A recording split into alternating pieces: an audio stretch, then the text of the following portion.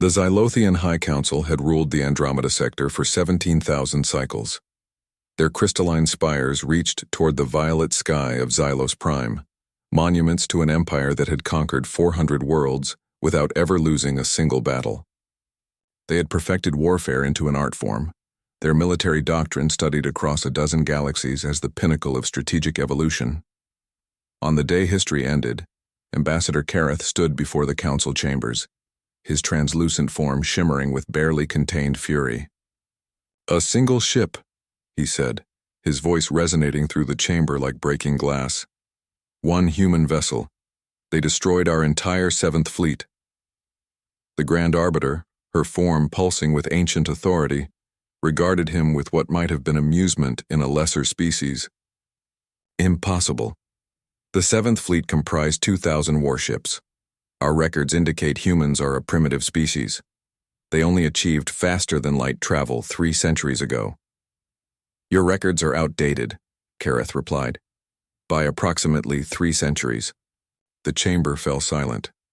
In Xylothian culture, silence was more terrifying than screams. "Send the message," the Grand Arbiter commanded. "We will negotiate. Bring this human ambassador to our capital. We will demonstrate the futility of resistance." 3 days later he arrived. The human walked through the Grand Plaza alone, his footsteps echoing against stones that had witnessed the surrender of empires. He wore no armor, carried no visible weapons. Just a simple dark suit and a small case in his left hand. The Xylothian guards towered over him, their plasma rifles tracking his every movement, but he walked as though strolling through a garden. His name was Marcus Chen, and he was unremarkable by human standards. Average height, graying hair, a face that suggested he smiled often. The kind of human who would be invisible in a crowd on Earth. The Xylothians, who could perceive 17 different dimensions of reality simultaneously, saw something else entirely. They saw probability waves collapsing around him like a storm. They saw the weight of impossible decisions made in microseconds. They saw a predator. The council chamber was designed to intimidate. Visitors entered from the lowest point, forced to climb 300 steps while the council looked down from their elevated thrones. Psychological warfare refined over millennia. Marcus climbed the steps without hesitation, without appearing winded, his expression pleasantly neutral. "Human," the Grand Arbiter began, her form blazing with intimidating luminescence. "You stand before the oldest continuous government in known space. We have ended species. We have rewritten the fundamental constants of physics in 14 star systems. We have made gods kneel. What makes you believe humanity deserves anything but extinction?" Marcus set his case down gently and smiled. It wasn't a threatening smile. It was the smile of someone about to share an interesting fact at a dinner party. "Your civilization is 17,000 cycles old," he said. "Impressive, truly. My species has existed in our current form for roughly 300,000 years.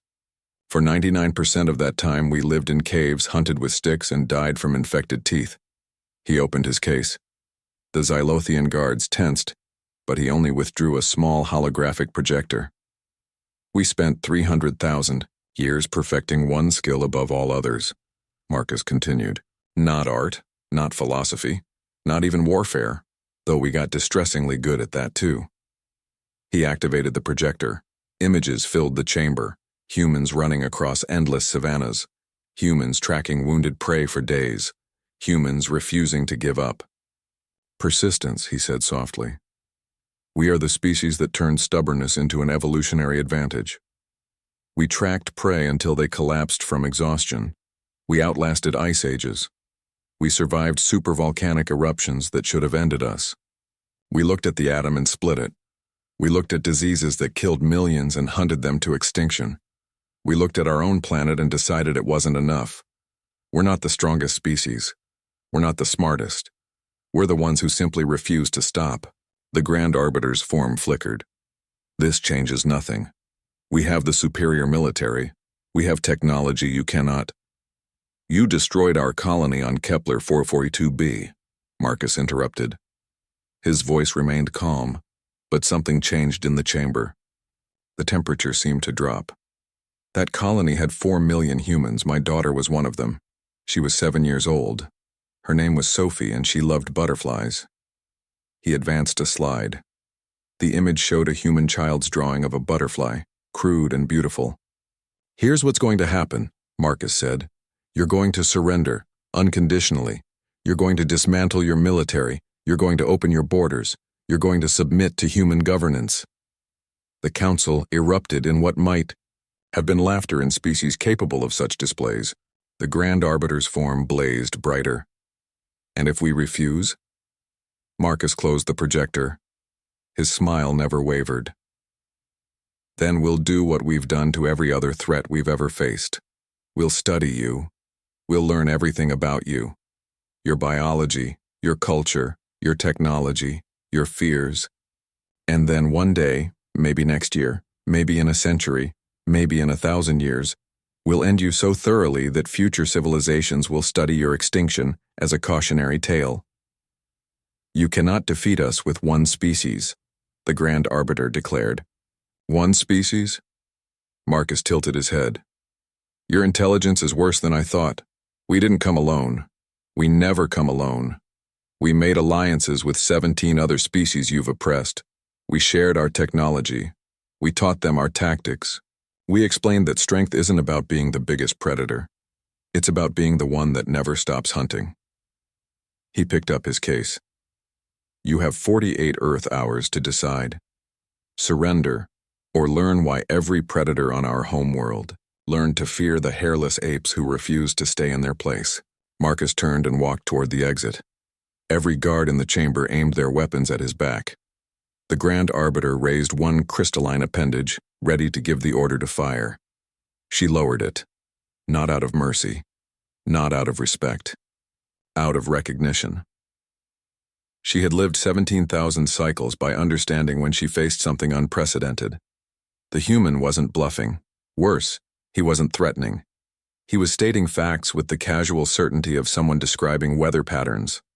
47 hours later, the Xylothian Empire surrendered.